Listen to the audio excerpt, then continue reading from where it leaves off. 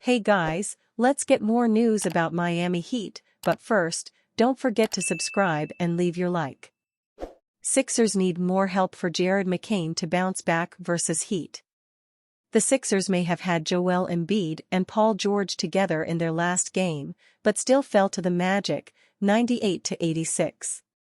Even though Jared McCain was terrific yet again, it wasn't enough to secure a win as the Stars struggled. Now at 2-10, the Sixers are second to last in an Eastern Conference that's been pretty terrible to open this season. It's kind of startling that there are still only 4 teams above .500. Next, following an extra day of rest as they try to start clawing their way into some kind of groove, the Sixers are on the road against the 5-7 Heat, who are on the second night of a back-to-back after losing 119-110 to the Pacers on Sunday. At a just below .500 record and 15th in offensive rating and 17th in defense, the Heat have been well and truly average to start the season. Although in the current East, that's still enough to rank 8th, and well above Philly. As for the state of the Sixers, the main update alongside Tyrese Maxey's continued absence with his hamstring injury is that Embiid is now listed as questionable due to illness. Because we clearly didn't have enough reasons for this team to be shorthanded already.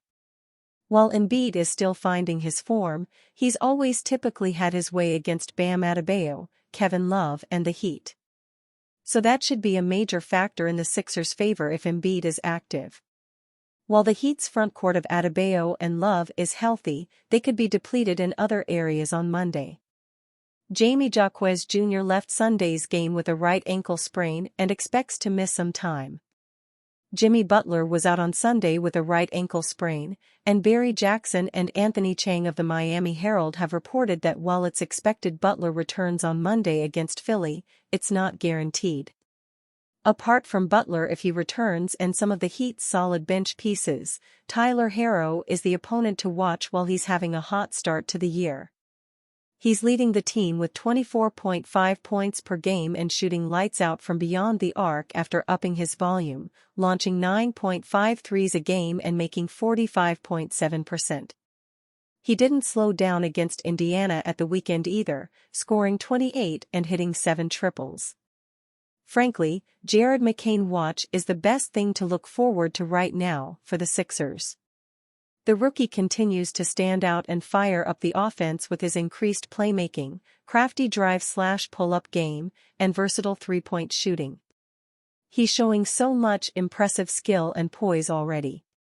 When McCain is using hesitations and footwork that's this good on his drives as well, it makes him hard to stop when he's already such a threat from 3.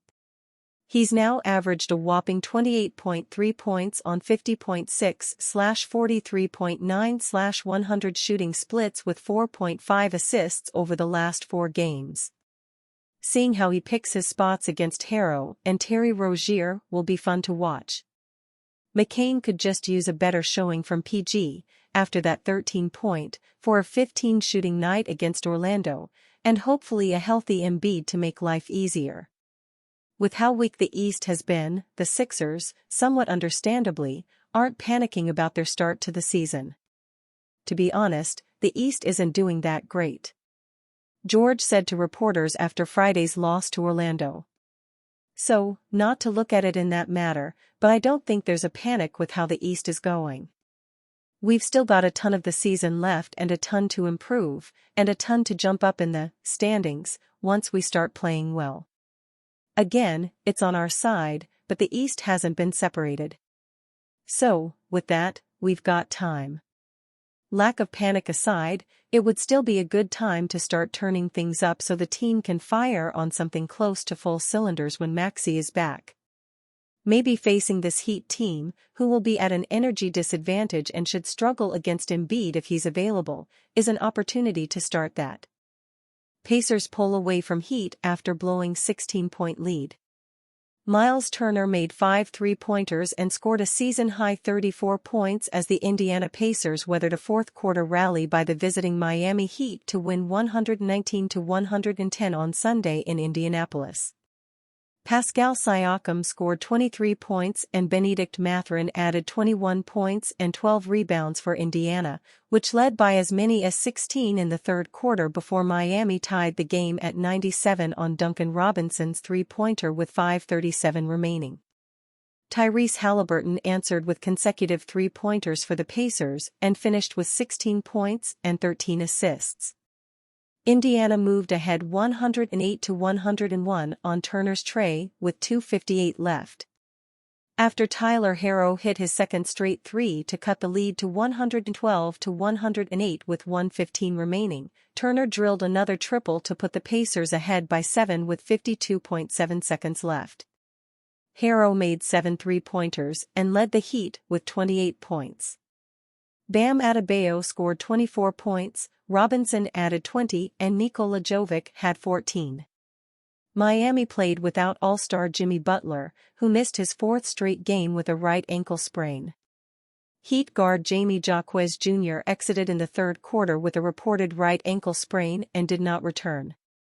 The teams were meeting for the second time in 3 days after Miami recorded a 124-111 win on Friday.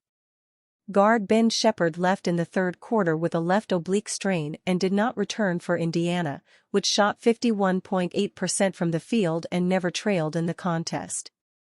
Indiana scored the first 8 points of the game and held a 28-20 advantage after holding Miami to 7 of 22, 31.8%, shooting in the first quarter. The Pacers led by 10 points with 2:50 left in the second quarter before Miami closed on a 7-0 run to pull within 52-49 at halftime. Siakam had 14 points in the first half for Indiana, which held Miami to 38.3% shooting before halftime. Indiana used a 16-6 run to move ahead 78-62 with 3:17 left in the third quarter before Miami cut the deficit to 85-75 at the end of the period. Why Magic's potential Jimmy Butler trade pursuit is a pipe dream. The Orlando Magic have emerged as an unexpected name in the conversation surrounding Miami Heat star Jimmy Butler, with betting odds from Bovada placing them at 6th, plus 1,600, among potential destinations.